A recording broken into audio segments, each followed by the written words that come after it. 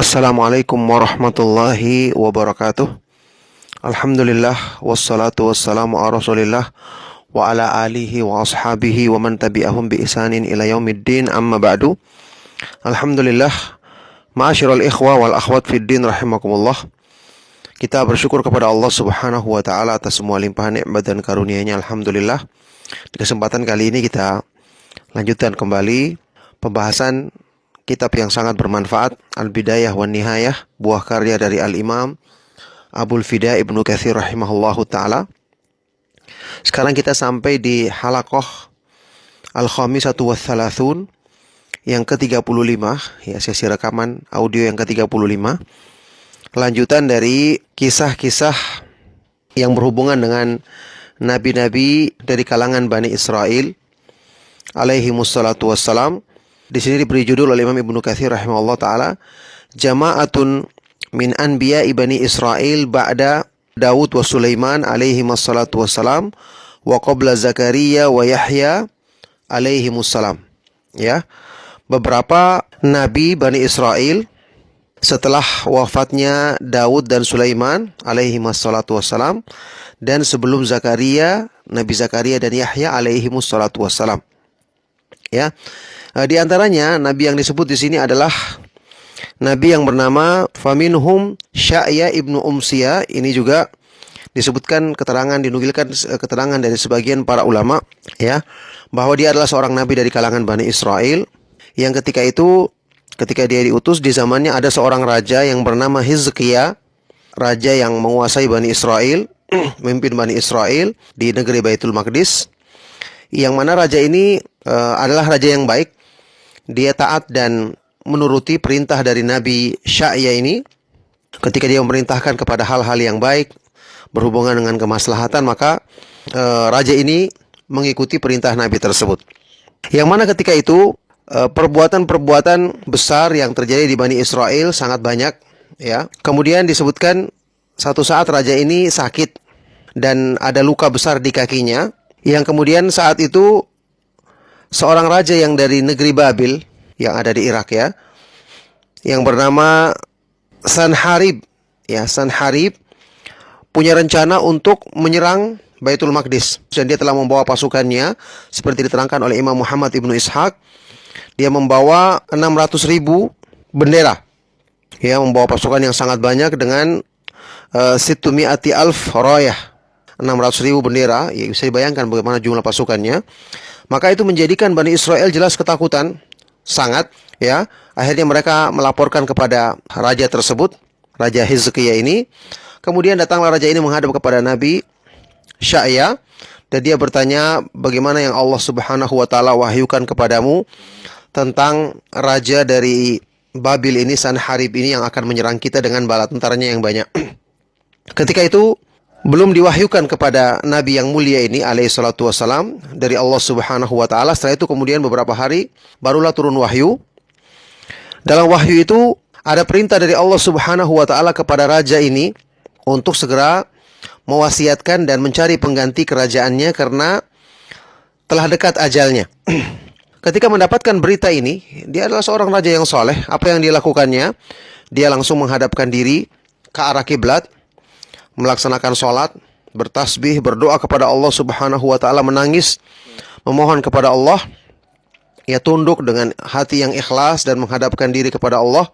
Kemudian setelah dia mengucapkan doa dan pujian, bertasbih dengan hati yang ikhlas kepada Allah Subhanahu wa taala, maka Allah Subhanahu wa taala mengabulkan doanya, merahmatinya. Allah wahyukan kepada Nabi Sya'ya ini bahwa berilah kabar gembira kepada Raja Hizkia ini bahwa Allah Subhanahu wa taala merahmatinya, menerima doanya, dan dengan itu umurnya diakhirkan sampai 15 tahun lagi, dan Allah Subhanahu wa taala akan menyelamatkan mereka dari musuhnya, dari Raja Sanharib dari Babil tadi. Kemudian setelah mendapatkan kabar gembira ini, hilanglah sakit yang dideritanya, ya. Kemudian setelah itu dia sujud kepada Allah Subhanahu wa taala, mensyukuri nikmat yang Allah Subhanahu wa taala berikan. Kemudian setelah itu Allah Subhanahu wa taala wahyukan kepada Nabi Sya'ya untuk dia mengobati luka yang ada di kakinya luka dari raja ini dengan mengambil air yang ada di tanah dan dioleskan pada lukanya. Maka dengan izin Allah Subhanahu wa taala luka tersebut kemudian sembuh. Setelah itu Allah Subhanahu wa taala menjadikan kematian bagi pasukan Sanharib yang demikian banyak. Ketika mereka tidur di malam hari, pagi harinya mereka telah bergelimpangan mati. Yang tersisa cuma Raja Sanharib saja dan 5 dari orang dekatnya. Di antara mereka ada Raja Bukhtanasr yang nanti akan menjadi raja, ya, yang punya kekuasaan besar, raja kafir yang punya kekuasaan besar, Bukhtanasr, ya, yang mereka ini adalah para penyembah api, ya, dari Persia. Kemudian setelah itu tentu saja ketika mengetahui keadaan mereka sudah sangat sedikit, akhirnya dia mengutus pasukannya untuk menangkap mereka semua ini dan dibawa dalam keadaan mereka terikat rantai, kemudian dikelilingkan di negeri Baitul Maqdis untuk menghinakan dan memberikan hukuman kepada mereka. Ya, selama 70 hari dikelilingkan, kemudian dimasukkan ke dalam penjara. Setelah itu kemudian Allah Subhanahu wa taala berikan wahyu kepada Sya'ya untuk memulangkan tawanan ini ke negeri mereka untuk memperingatkan kepada kaumnya tentang kejadian yang menimpa mereka supaya nantinya menjadikan mereka takut dan tidak melakukan penyerangan lagi kepada Baitul Maqdis. Kemudian setelah itu ya mereka hidup di bawah kekuasaan raja tersebut dan dipimpin oleh nabi ini. Tapi ketika raja ini mati, meninggal dunia, wafat, Allah Subhanahu wa taala wafatkan. Kata Ibnu Katsir, maroha amruhum wahtalatat ahdatsuhum wa kathura syarruhum. Ketika raja ini mati, ternyata menjadikan Bani Israel itu sombong. Ya, seperti biasa mereka kembali durhaka, banyak melakukan keburukan, perbuatan maksiat. Maka Allah Subhanahu wa taala mewahyukan kepada Nabi Sya'ya ini untuk mengumpulkan mereka, menasihati mereka, kemudian menyebutkan ancaman Allah Subhanahu wa taala, bagaimana hukuman yang Allah berikan kepada orang yang mendustakannya, kepada orang yang berbuat maksiat dan durhaka kepadanya. Tapi ketika selesai beliau memberikan nasihat ini, apa yang mereka lakukan? Mereka malah marah kepada Nabi ini, bahkan mengejarnya ya untuk membunuhnya. Kemudian Nabi ini pun disebutkan di sini haraba minhum. Dia melarikan diri dari mereka ketika dia melewati sebuah pohon, maka pohon itu kemudian infalaqat, terbelah, dan dia pun masuk ke dalam pohon tersebut. Tapi kemudian disebutkan di sini adrakahu syaitan. Ada syaitan yang mengikutinya, dan ketika dia masuk ke dalam pohon ini, syaitan itu mengeluarkan semacam hudbah, ujung pakaiannya, ujung bajunya, sehingga terlihat dari luar. Maka ketika mereka Bani Israel yang mengejar Nabi ini melihat ada ujung baju tersebut di pohon itu, mereka pun datang membawa gergaji, kemudian menggergaji pohon tersebut sekaligus menggergaji Nabi Sya'ya yang ada di dalamnya. Ya, alaihi salatu wassalam. Dan inilah perbuatan yang sangat durhaka dari kalangan Bani Israel yang sudah berkali-kali mereka lakukan dari nabi-nabi yang terdahulu alaihi wassalatu wassalam. Nah, setelah itu berikutnya disebutkan di sini wa minhum Armiya bin Halqiya min sibti Lawi bin Ya'qub. Di antaranya juga ada nabi yang diutus setelah itu adalah Nabi Armiya bin Hilqiya. Dia termasuk dari keturunan atau kabilah Sibt Lawi ibn Ya'qub. Kita ketahui kabilah Lawi bin Ya'qub, ya, ini adalah kabilah yang memang dari situ banyak nabi-nabi Bani Israel, ya, yang Allah Subhanahu wa taala utus kepada mereka. Ada yang mengatakan Armiya ini sama dengan Khadir. Ada salah satu riwayat dari Ibnu Abbas, tapi kata Ibnu Katsir ini gharib. Ini riwayat yang tidak sahih, yang ada ya kelemahan padanya, ya. Walaysa bisahih, dan ini bukanlah riwayat yang sahih kata Ibnu Katsir rahimahullahu taala. Taib. Armiya ini diutus kepada Bani Israel yang disebutkan di dalam kisahnya dia pernah bertanya kepada Allah Subhanahu wa taala, "Wahai Rabbku, hambamu, siapakah di antara hambamu yang paling kamu cintai?" Maka Allah Subhanahu wa taala berfirman, "Dia adalah yang paling banyak berzikir kepadaku, yang selalu mengingatku, ya, sibuk dengan berzikir kepadaku sehingga lupa dengan mengingat hal-hal yang berhubungan dengan makhluk." Banyak kisah yang disebutkan tentang Nabi Armiya alaihissalatu wassalam ini. Kemudian sehubungan dengan firman Allah Subhanahu wa taala yang ada hubungannya dengan kisah Nabi ini dibawakan berikutnya adalah kisah kharabu Baitul Maqdis. Keruntuhan Baitul Maqdis, hancurnya Baitul Maqdis, masjid-masjid dan semua ya, dihancurkan negeri tersebut oleh Bukhtanasr setelah itu. Sehubungan dengan firman Allah Subhanahu wa taala di surat Al-Isra ayat kedua sampai ke-8. A'udzubillahi minasyaitonir rajim. Wa ataina Musal kitaba wa ja'alnahu hudan li bani Israila alla tattakhidhu min duni wakila. Dzurriyyata man hamalna ma'a Nuhin innahu kana 'abdan syakura.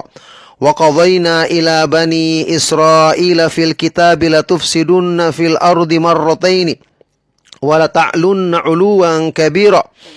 Fa idza jaa'a wa'du ulahuma ba'athna 'alaikum 'ibadan lana uli ba'sin syadidin fajasu khilalad diyar wa kana wa'dan maf'ula. Thumma radadna lakumul karrata 'alaihim wa amdadnakum bi amwali wa banina wa ja'alnakum aktsara nafira.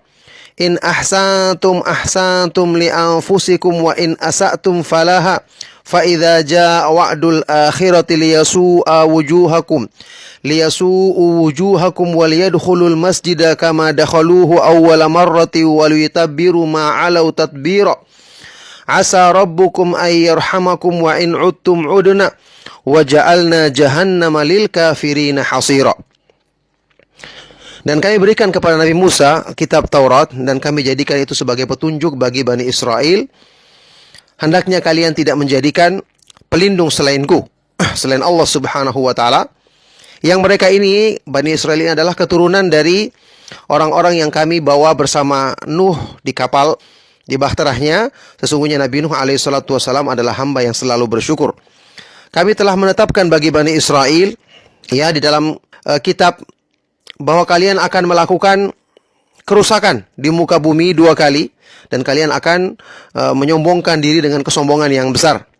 Dan ketika datang janji ketetapan yang pertama dari 2 hal itu, kami akan kirim kepada kalian hamba-hamba kami yang punya kekuatan besar yang kemudian mereka bisa masuk berkeliaran di negeri-negeri kalian dan ini adalah satu janji yang pasti terjadinya. Kemudian kami kembalikan kepada kalian kemenangan atas mereka dan kami berikan dukungan kepada kalian dengan harta dan anak-anak dan kami jadikan kalian adalah orang yang paling banyak jumlahnya. Kalau kalian berbuat baik, berarti kalian berbuat baik untuk diri sendiri, tapi kalau kalian berbuat buruk, maka untuk diri kalian sendiri.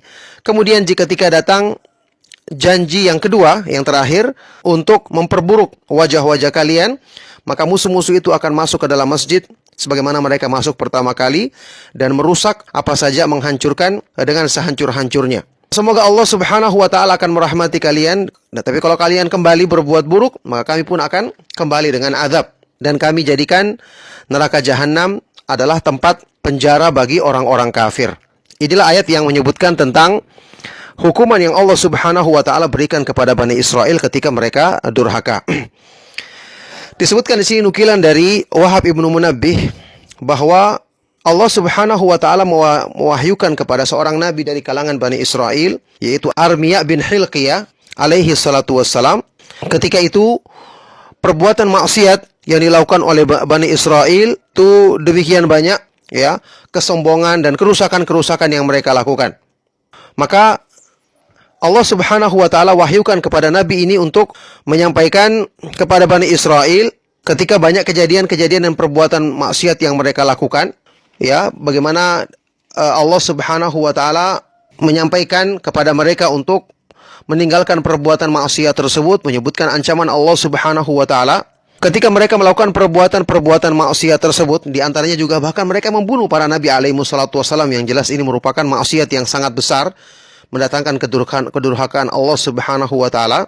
Ketika itu Allah Subhanahu wa taala masukkan ke hati penguasa besar saat itu, ya, Bukhtanasr, untuk menyerang mereka. Allah Subhanahu wa taala masukkan ke dalam hatinya untuk menyerang mereka, untuk melakukan perjalanan, ya, yang ini merupakan perjalanan untuk menyerang mereka, memerangi mereka, dan ini merupakan hukuman yang Allah Subhanahu wa taala berikan kepada mereka sebagaimana yang disebutkan di ayat tersebut. Kami akan kirimkan kepada kalian hamba-hamba, yakni orang-orang kafir.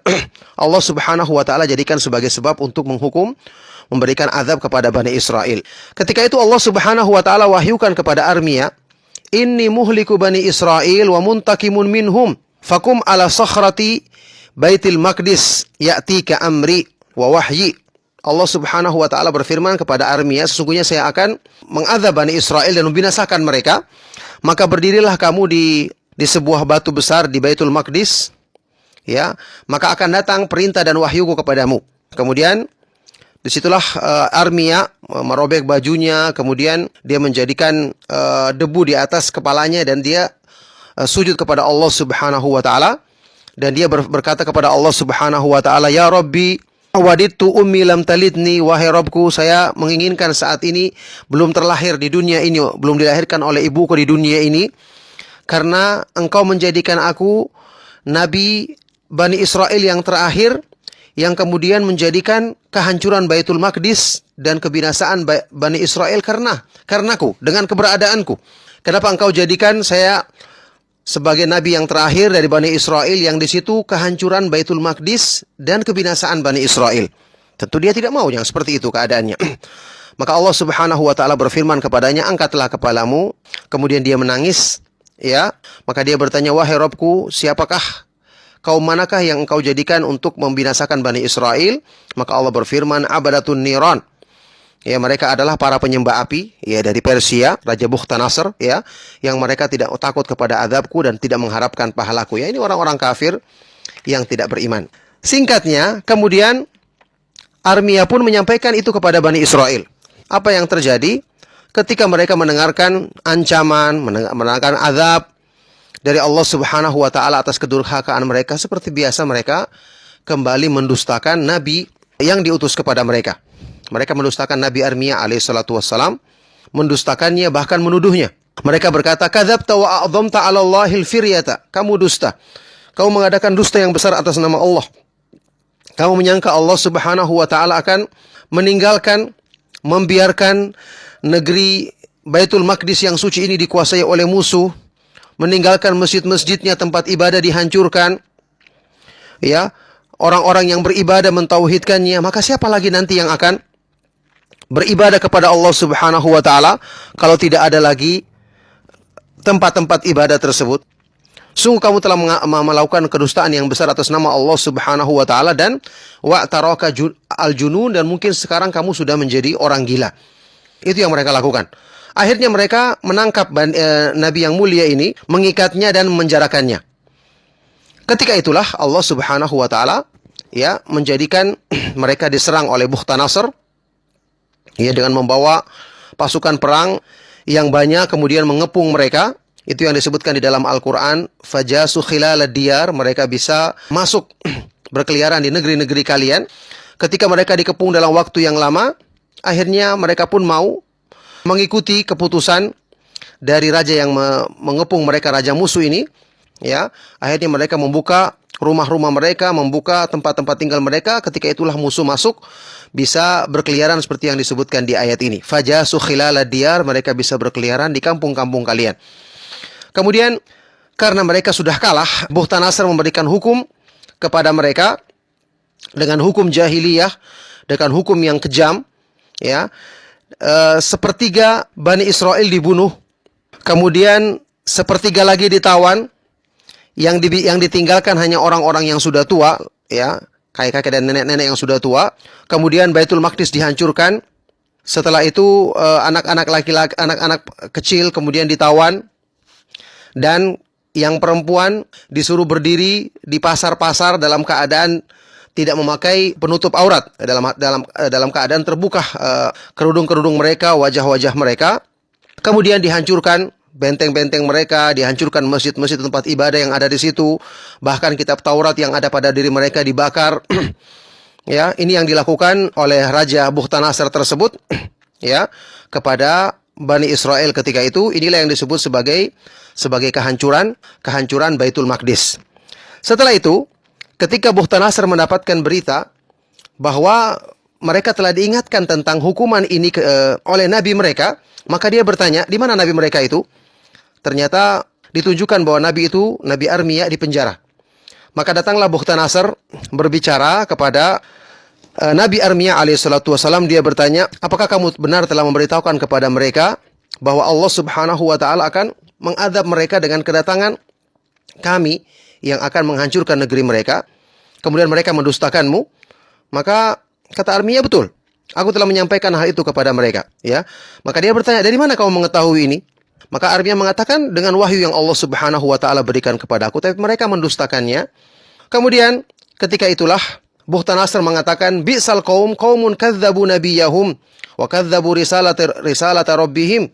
Seburuk-buruk kaum adalah mereka-mereka yang mendustakan nabi mereka dan mendustakan wahyu yang Allah Subhanahu wa Ta'ala turunkan kepada nabi mereka. Maka Bukhtanasr menawarkan dia, kalau kamu mau bergabung dengan kami, saya akan memuliakanmu, memberikan kebaikan untukmu. Bahkan kalau kamu tetap ingin tinggal di sini dengan mengikuti kami, saya akan memuliakanmu. Dijawab oleh Nabi Armia alaihissalatu wassalam, inni lam azal fi amanillahi mundu kunta lam akhruj minhu sa'atan qat. Armia mengatakan, saya selalu berada dalam penjagaan Allah Subhanahu wa Ta'ala sejak kamu datang, dan aku tidak pernah keluar dari penjagaannya. Walau anna bani Israel lam yakhruju minhu lam yakhafuka wala ghairaka lam yakun laka alaihim sultan. Seandainya Bani Israel tidak melepaskan diri, durhaka, sehingga mereka keluar dari penjagaan Allah, ya, maka mereka tidak akan takut kepadamu maupun selain kamu, sehingga kamu tidak akan bisa menguasai mereka. Ketika mendengarkan ucapan ini, Bukhtanasr kemudian melepaskannya.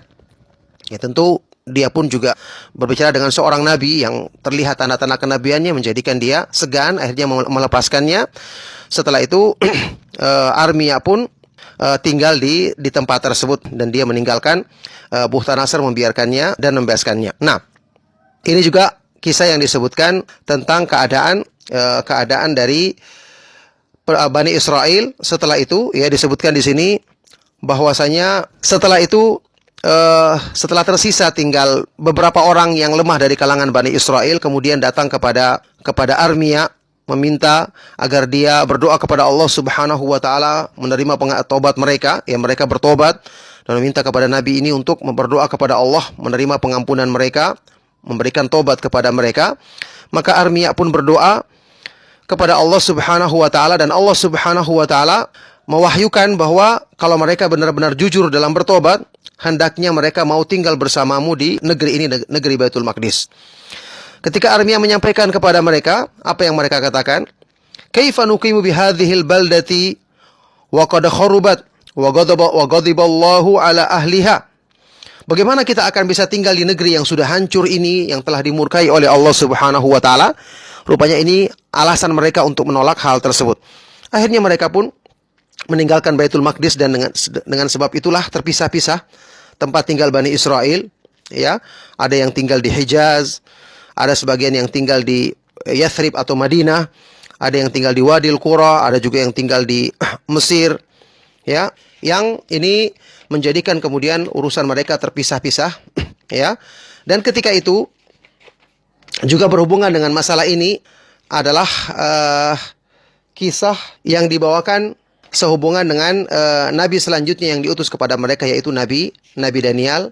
Nabi Daniel alaihi salatu wasalam, yang insya Allah akan kami bawakan di sesi kajian berikutnya. Mudah-mudahan apa yang kami bawakan di kesempatan kali ini cukup dan bermanfaat untuk menambah ilmu kita, untuk kebaikan dunia dan akhirat kita. Mohon maaf atas segala yang salah dan kurang. Sallallahu wasallam wa barak ala nabiyina Muhammad wa ala alihi wa sahbihi wa man tabi'ahum bi ihsan ila yaumiddin walhamdulillahi rabbil alamin.